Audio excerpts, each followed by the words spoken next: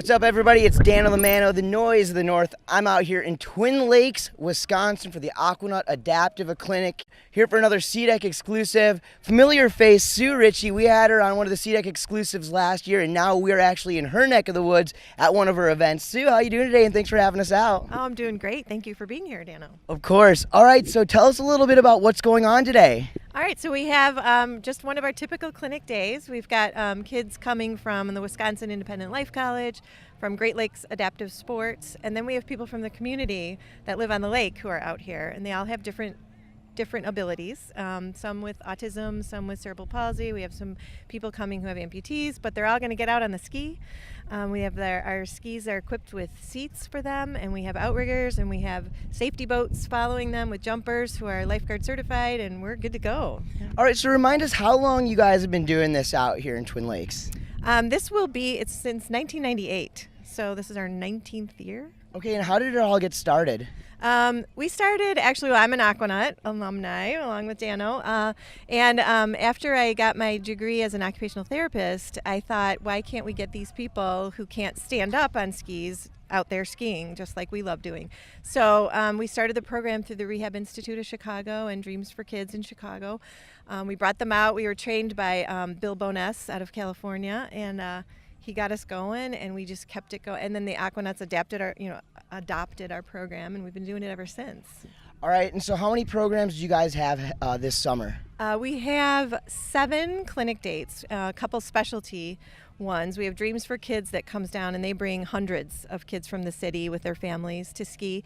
And then we're doing our day especially for veterans and their families in August. So they're going to get a whole day with lunch and dinner, and they're going to stay at the show, and we're going to do a demo. So those are our 2 specialty, and then the rest of our clinic days we have different groups coming out. So I'm standing here with Aquanut alumni, a longtime mentor of mine, Garrett Adams. Garrett's been a longtime part of Aquanut Adaptive. Garrett, how long have you been a part of this? Oh gosh, for the adaptive part, 20 years. And how did you get into it? Sue Richey, who started the program, started working with her. We skied together back in the day, and she asked me to help out, and we started building ski ropes, and next thing I know, we've been running this program for years. All right, so I know I see a lot of adaptive programs all around the country. You guys are one of the longest, if not the longest, running program that there is anywhere. I want to find out a little bit about some of the equipment that you guys use. Can you tell me a little bit about some of the skis? So most of our equipment, our skis are very similar to this. They're a couple different brands. Liquid Access is one of the brands, this particular one. We have different style chairs. The chairs have some are adjustable, some are set up. This is one for infant, or a smaller kid, someone maybe up to about 6-7 years old. And then we have what we call skags, which are these little side skis. These are old trick skis most people would recognize, and this just helps stabilize the ski. Okay, and then what's the process of getting a skier into the water, out of the water, and around the lake? So we set everybody up backwards, and we slide them in the dock. We have a couple people in the water that bring them in slowly. Now we have a couple options here. We can put the rope in their hands if they want to hold on to them, or we could have them, we have like either a golf ball or a small piece of wood built into the rope. That clips on here, and then if they're holding on, they can start off where they don't have to hold the rope, and they can pull the rope, and that will the clip will come off, and then they can hold the handle themselves. And then from there, we can take these off, and they can ski without the skags, and they can learn to go in and out of the wakes as well. I know that we've got skiers with all kinds of different abilities around here. So talk about like who can get into one of these skis. Anybody that has any issues with walking, somebody that doesn't feel comfortable learning how to get up on a ski, anybody with any issue we can take out on the water, whatever it may be, anybody with special needs. All right, very cool. All right, well, if anybody wants to find out some more about Aquanut Adaptive, Garrett, where would they go? We have a website. The Aquanut Water Shows has a website, and from there's a link to the adaptive program, and we'd love to have everybody come out and hang out with us. Thanks a bunch, Garrett. All right. With Gabby from Racine, Wisconsin. Hey, Gabby, how you doing today? Awesome. All right, so I saw you had one of the first runs of the day, and it was flawless. You took a full lap around the lake. How much fun did you have? I had so much fun. I just want to do it over and over again. How long have you been skiing for?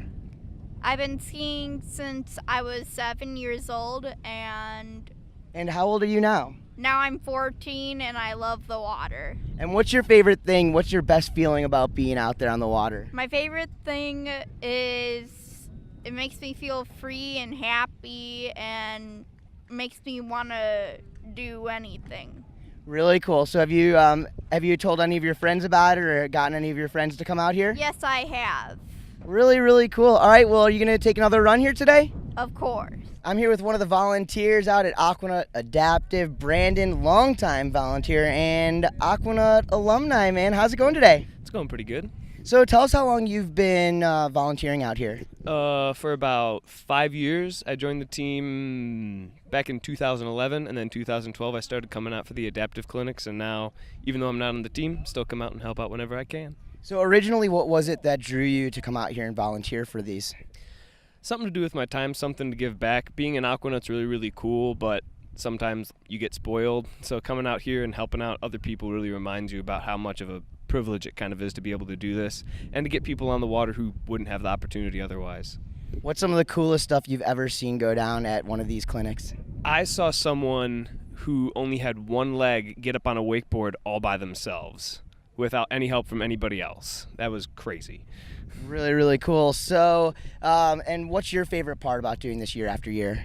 Honestly, the people that come out here and help, they're all just such nice people. The people that you meet out here, just for the Wounded Warriors Project, sometimes you meet veterans that have just the coolest stories about how, this is how I lost my limb doing this, that, or the other thing. So that's probably the coolest part. Brandon, thanks a bunch, man. Thanks, Dano. To find out some more information, what can they do? Go on our website at aquanutwatershows.com. We also have a Facebook page for Aquanut Adaptive Aquatics, so please check us out and like us and join our group and come out and watch, come out and help, come out and ski. We welcome everybody to come out here.